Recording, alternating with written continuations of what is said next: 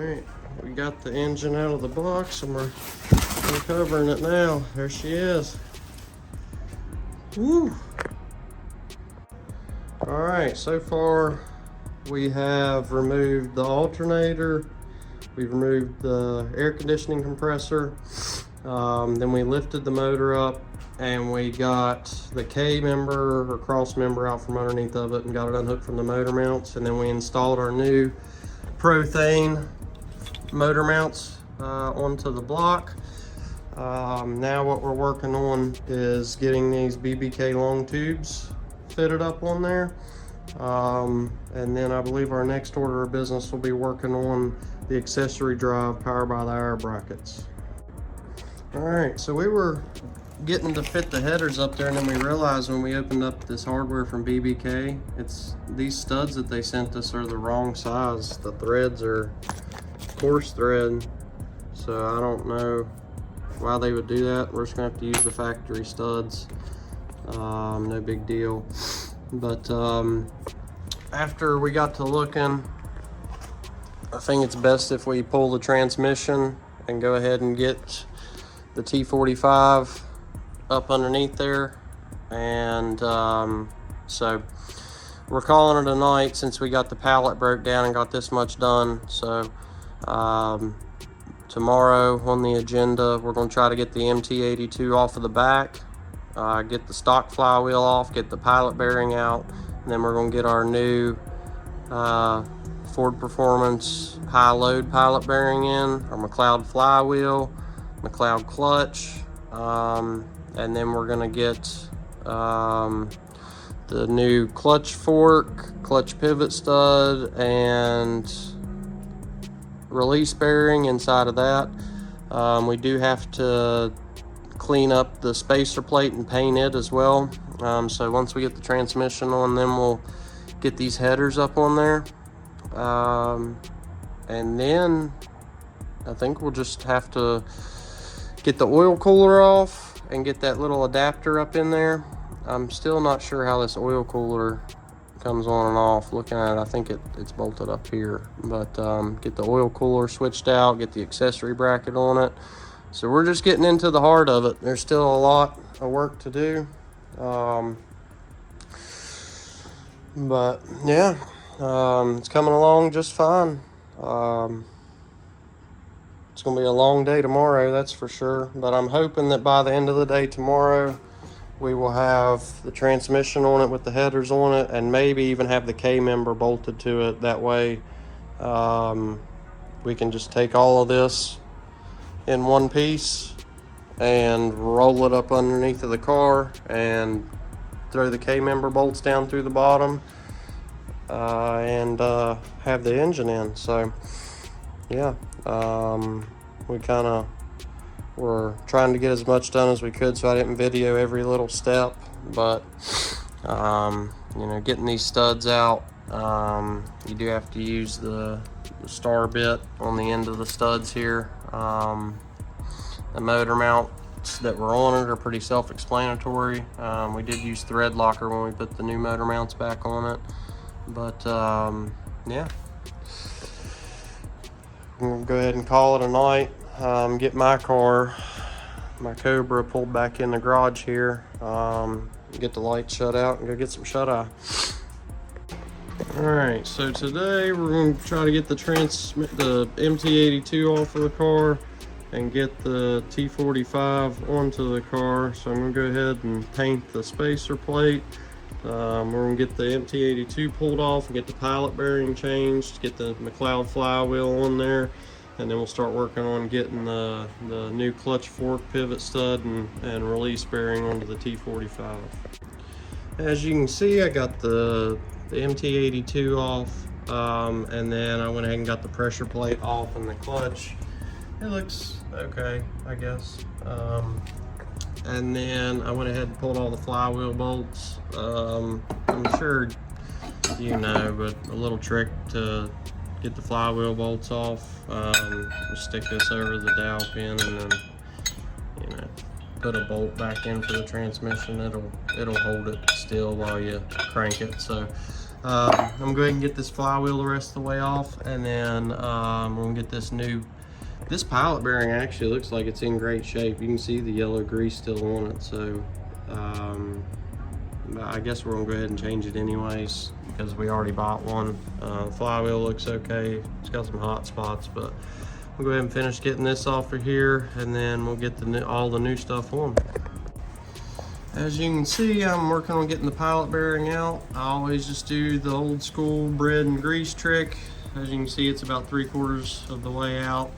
While I'm working on this, Jordan's over here. We almost got the new clutch components up in the T45. We got the new release bearing, pivot stud, new fork and all in there. Everything's greased up with Moly fortified grease. He's just working on getting it on the pivot stud, and then should be ready to get this new pilot bearing in and new flywheel and clutch and everything on here momentarily.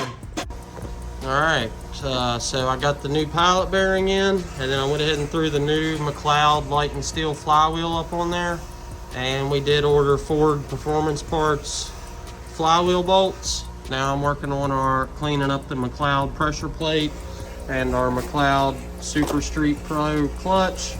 Go ahead and get that fitted up onto there, and then hopefully we'll get the T45 slid up on there before we finish up today.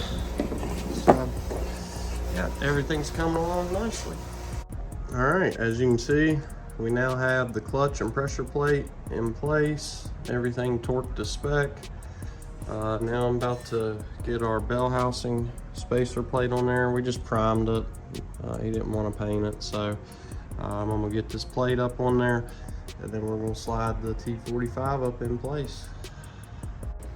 All right, now we're working on installing the long tubes. We got the gasket on, and this driver's side of the block, you gotta leave 3 pegs here and then the 2 in the back.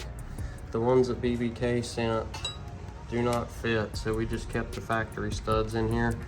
Now we're going to try to get this header mounted up. All right, we got the headers, the driver's side header up on there. This bolt back here was a bitch to get to. You had to like turn it like halfway in with your fingers and then get a ratchet wrench in there.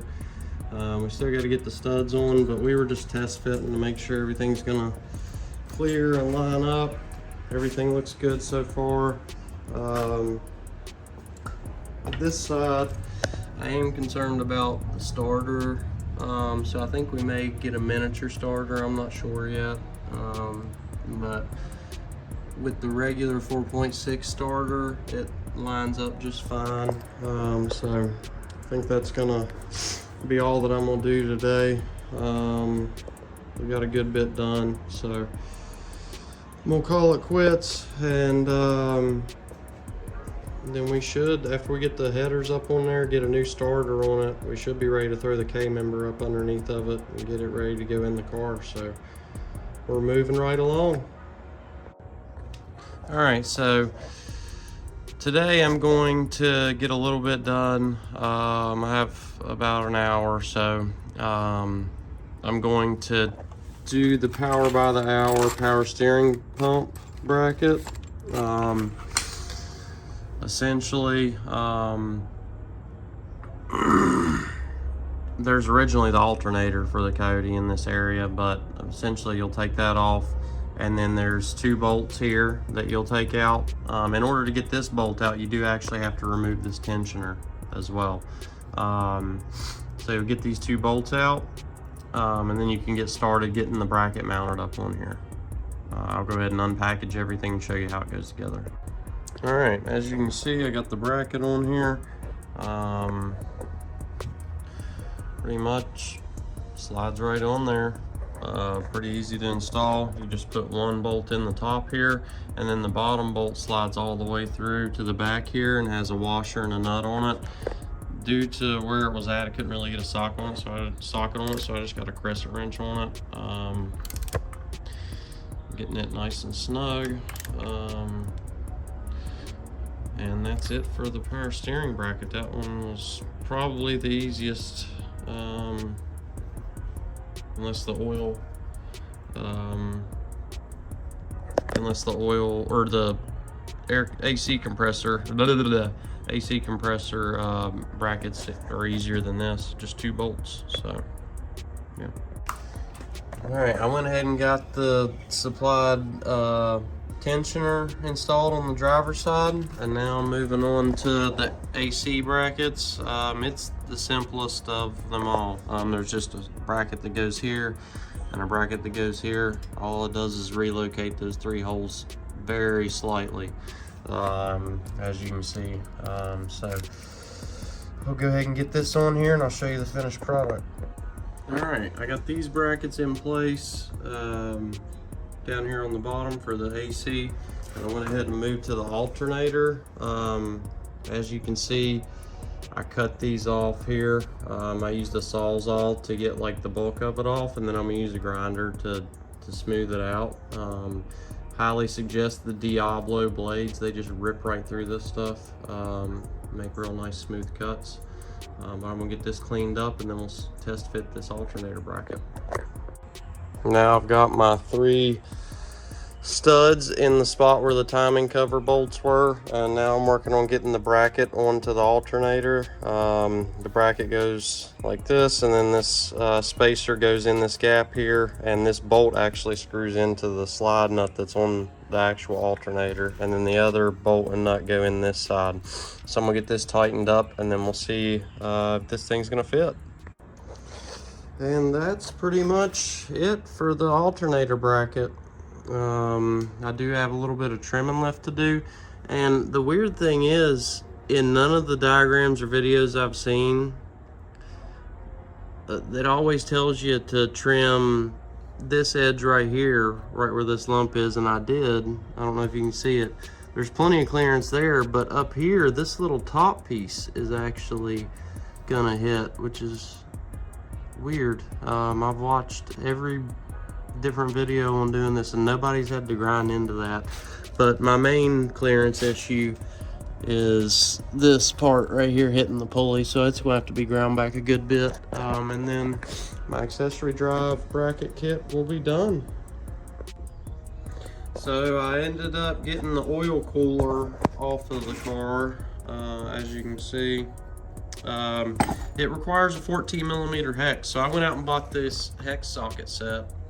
And the funny part is, you can see the tube right here that was holding the whole oil cooler in.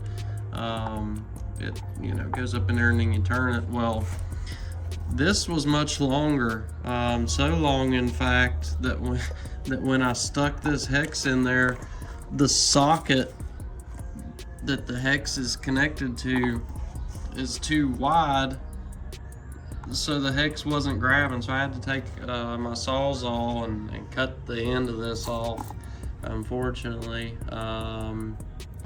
But after I did that, I just got it in there, it spun right out, everything fell right out. So now I got the new oil filter insert in there, and it's good to go. We won't have any clearance issues with the sway bar now that I have this in place. So yeah, I also did get the headers completely torqued, except one bolt right there. As you can see, there's a header pretty much touching it. There's no space. The header's like touching the edge of it. And then it's also got clearance issues with the motor mount, so like I've turned it as far as I can with my fingers. The only thing I can think to do is I'm gonna have to lift the engine up and remove the motor mount, and then use just an open-end wrench and turn it from down here, or maybe even a stubby wrench. But I think this motor mount's got to come off in order to tighten this. But everything else is done. You know, the brackets are all in place. She's good to go, ready to get a K-member and get dropped in. accessory drive, the headers, the motor mounts. Oh, and the new starter. We got a fancy starter, Powermaster Performance. It's just a regular 4.6 high torque starter. We had the Coyote starter and the old 4.6 starter, but we figured, you know, might as well put a new starter on it. That way you ain't gotta worry about changing it if one of those goes bad, because as you can see, it's kind of tricky to get the starter in and out of there. I did install the starter with these headers on there, so it is possible to get on and off of there, but it's very tricky. So yeah. All right, so one of the last things that I'm gonna be doing to the Coyote engine to prepare it to go in the car is put a temp sensor from a 99 to 04 Mustang in it so that the factory gauges work. So how we're going to do that is remove this plug here from the block, and it will open up a spot where the coolant flows, as you can see. Once that's opened up, there's actually a kit from LMR that purchased, and it's this bushing here.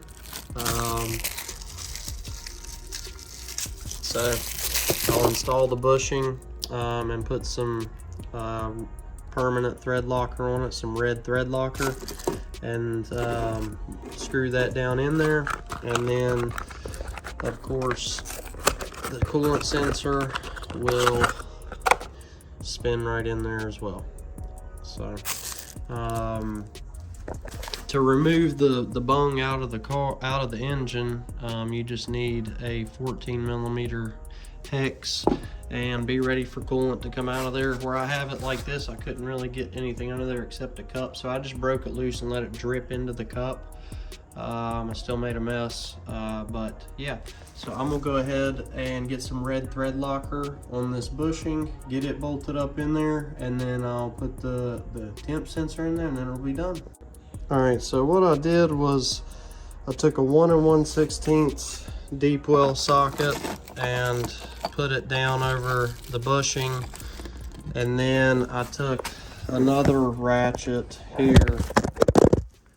There goes my phone.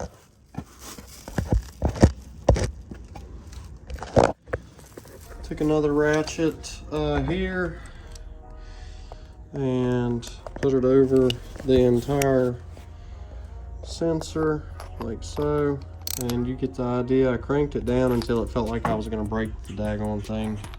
So it's in there super tight. I know it's not threaded all the way, but it literally feels like I'm going to break it. So I think it's in there good enough. And the reason I did this this way is so that I can just, you know, stick it in this socket and turn it right up on there, and it'll be done and in place. So yeah, I'm gonna go ahead and add some red thread locker and then get this put up in the block. And as you can see, the deep well socket fits right up on the entire sensor and bushing assembly. So it threaded all the way up by hand to where it was almost bottom out, so you really just need to put like the last little half turn or so on it, and crank it down. I'd say give it, you know, 25-30 foot-pounds, and I was very generous with the red permanent thread locker. I'm gonna make sure that doesn't come out of there. Alright guys, so today I'm dropping the front end out from underneath the car. I've already got pretty much everything unhooked, the shock, and got everything loosened, got the K-member bolts out, so we're just about to drop the K-member now. Got the steering shaft unhooked. Pretty much everything that needs to be unhooked to drop the K-member in one piece with the spindles and everything on it. So I'm gonna go ahead and get that out of here and hopefully get the Coyote in it today. It's time for her to go in.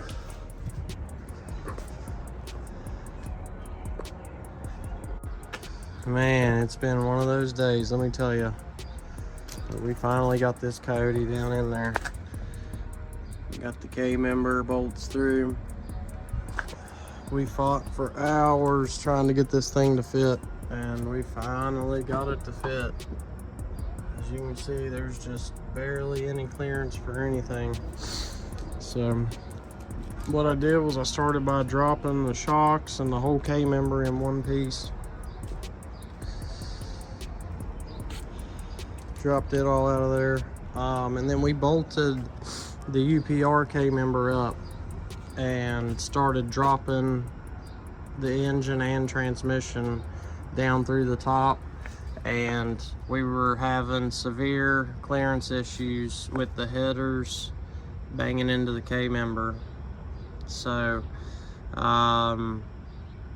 we ended up dropping the K-member while the motor was there, and then we got the motor like kind of there, and we took and slipped the motor mount through the K-member so that the motor and the K-member were as one piece, and then we just kind of wiggled and wiggled and wiggled until we could get the K-member bolts up through on both sides. There was one bolt for the strap that mounts to the 4.6 motor stuck to the frame, and it just kept spinning and spinning, so I had to take a grinder to cut it, and I accidentally nicked the brake line. As you can see, it just fucking pouring out of there. So that's on the agenda now, fixing the brake line. But now all I gotta do is just tighten up all these K-member bolts and it'll all be locked in place. So we had a successful day. We got everything down in there the way you're supposed to. The steering shaft slides in between the headers. That was kind of tricky. The steering rack's right there. As you can see, it's going to mount up there and then slide right into here. So that was tricky when we were getting the motor down in there, trying to get this to fit in between there. Oh, none of this seemed like it wanted to fit right, but we ended up getting it somehow. So yeah.